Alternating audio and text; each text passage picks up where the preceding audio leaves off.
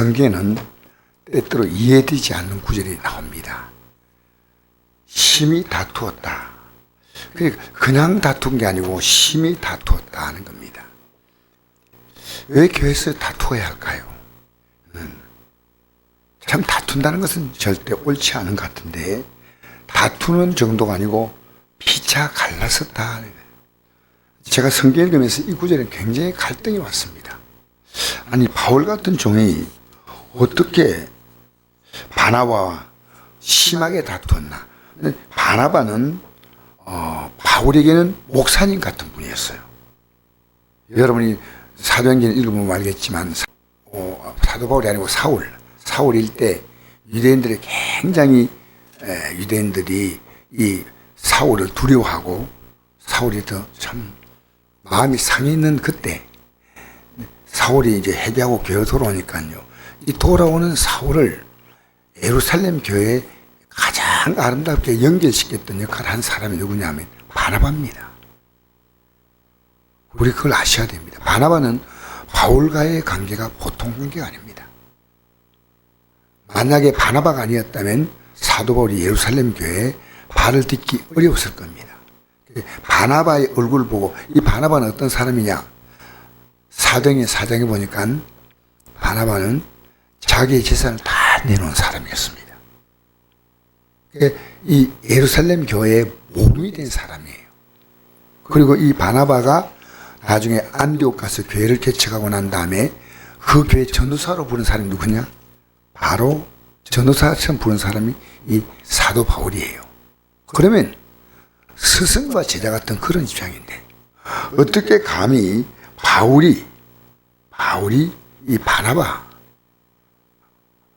사도에게 이렇게 할 수 있냐는 겁니다. 그런데 우리 성경을 보면요, 이건 충분히 이해하셔야 됩니다. 이 바울의 입장은 중요한 것은 이 하나님의 일입니다. 사람의 일보다 더 중요한 건 하나님의 일이에요. 하나님의 일은 냉정합니다. 왜냐하면 이건 우리가 인정이라는 말과 인정이라는 말이 계속 있으면요, 하나님 나라는 못 세워집니다. 인정 때문에 아이고 집사님, 아이고 권사님, 성도님, 목사님 막 얘기하면서 제가 이렇게 지금도 그렇잖아요. 코로나가 왔는데 아직도 코로나 얘기하고 있는데 코로나가 있긴 있습니다. 안동에도 하루에 20명 정도 걸리더라고요. 이런 10명 걸릴 때도 있고, 거의 이제 코로나 시대가 갔지만은 자기들이 못 가라 하니까 못 가고, 마음을 이해하지만요. 어쨌든 이 믿음의 세계는요, 우리 믿음 진짜 지키고 가야 됩니다. 끝까지.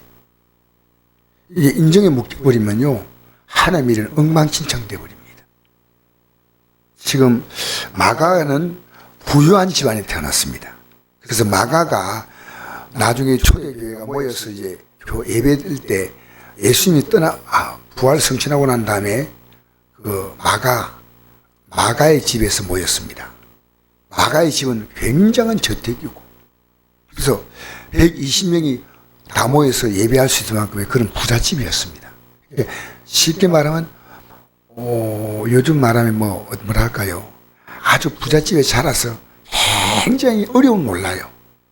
그렇게 선교를 나갔다가 왜 처음에는 막 은혜 받아가 나가다 보니까 그곳에 가서 갑자기 집으로 가버린 거예요. 그래서 그 일 때문에 마음이 많이 바울이 상했습니다. 그래서 바울이 이제 바나바는 또 인정이 많은데 그래서 갈 수 있겠지 뭐. 근데 하나님 일은 바울이 이렇게 하면 안 된다. 이미 바울의 사역을 이렇게 같이 하고 다닐 때 바울과 바나바만 다니는 게 아니고 전도를 하니까 사람도 따라 같이 동행도 하고 이렇게 될 거 아닙니까? 그분들에게 덕이 안 된다. 덕이 안 됩니다. 우리 베드로 후서 1장 보면요, 이 믿음의 덕의 지식을 이렇게 나가지 않습니까? 믿음이 중요한, 그 다음 덕을 세워야 됩니다. 덕을 못 세우는 겁니다. 그래서 이제 바울은 마가를 데리고 가면 안 됐구나 하도 얘기하다 보니까 마가 안 들어가면 좋겠다. 이렇게 우리 전도 갈 때, 지금 전도 가는 얘기 아닙니까? 다시 전도 활동 나가는데, 이 하나님의 살기는 이 동행할 수가 없겠구나.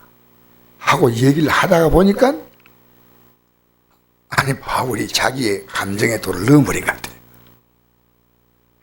그래서 서로 이렇게 좀 갈랐을 때 이게 아니고요. 이게 사람의 한계입니다. 심히 다투는 것은 안 되거든요. 다투었다. 이 말은 되지만, 이게 심히 다투었다는 이 말을 누가 썼냐? 사도행전 기록한 사람 누구냐? 누가 기록했어요? 사도행전 누가 기록한지 몰라요? 예, 내가 누가 기록했나 할 때 그 이름까지 가르쳐 줬잖아요. 누가가 기록한 것이 사도행전입니다. 그러니까 사도행전을 누가가 기록할 때 이것을 정말 보았거나 아니면 바울이 이대로 얘기를 해줬을 겁니다. 내가 심하게 다투었다. 절대 잘한 건 아닙니다. 그런데 이건 잘했다고 우리가 한다면 교회가 심하게 다투어야 될 일도 생긴데 여기에 중요한 것은요. 하나님의 일이 우선이란 겁니다. 하나님 일. 또 교회가 하나님 일이 우선이 안 될 때 교회는 굉장히 복잡합니다. 이 질서가 분명해야 됩니다. 그래서 서로 갈랐으니까 바나바는 마가를 데리고 마가 못 보낸다 하고 마가를 끌어안고 하는 겁니다. 배를 타고 구로로 가고 바울은 실라를 택한 후에 그러니까 지금 네 사람이 그 실라하고 바울하고 또 바나바 이렇게 지금 그 하고 마가하고 이 네 사람이 모인 거예요. 모였는데 바울과 저 실라가 한 팀이 되고 또 바나바와 마가가 한 팀이 돼서 가는 겁니다.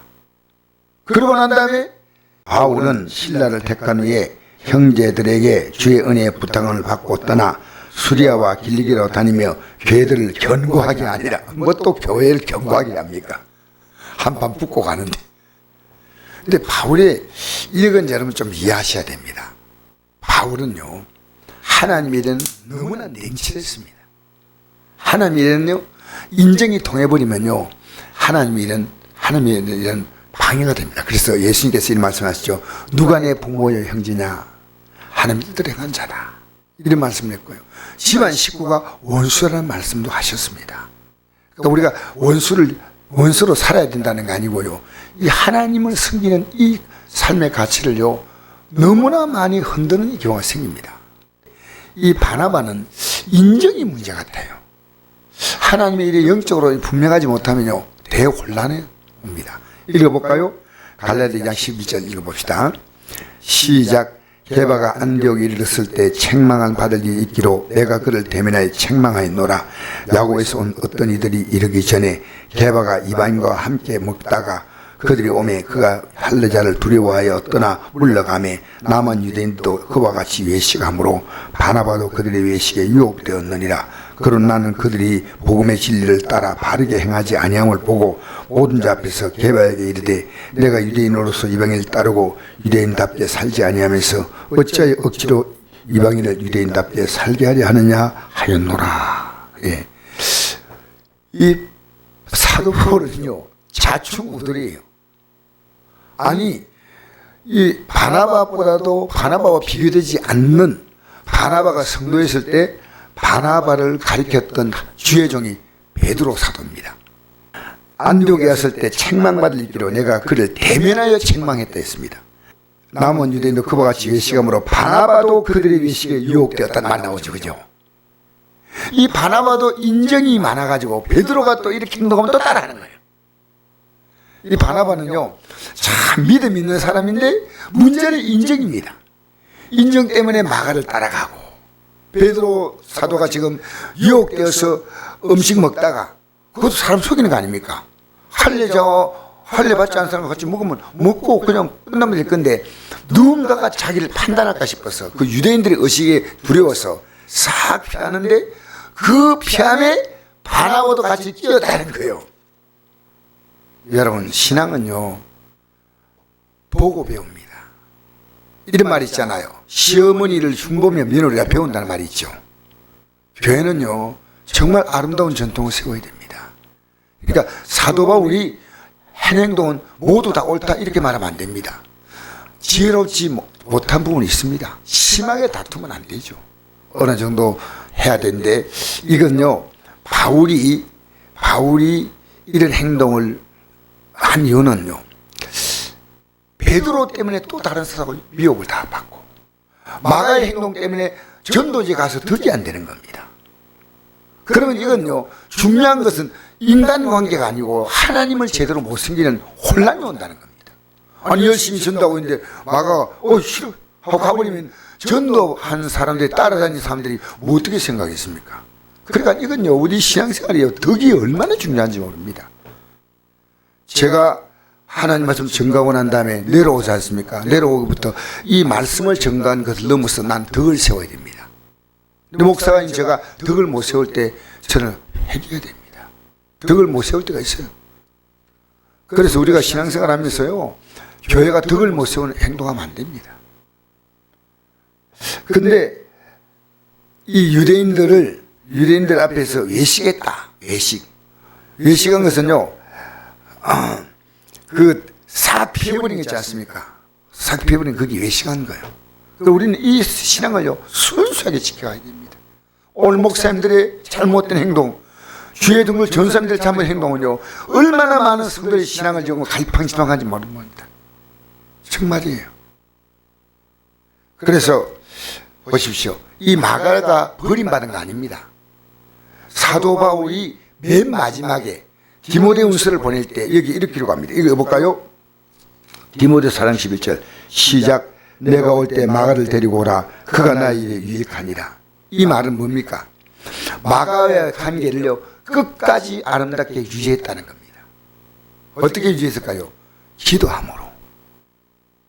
그러나 지금 동력을 하기는 곤란하지만 이 마가는 지금은 자충우돌하면서 문제를 일으키지만은 참 그래도 믿음을 갖고 있는 사람이다.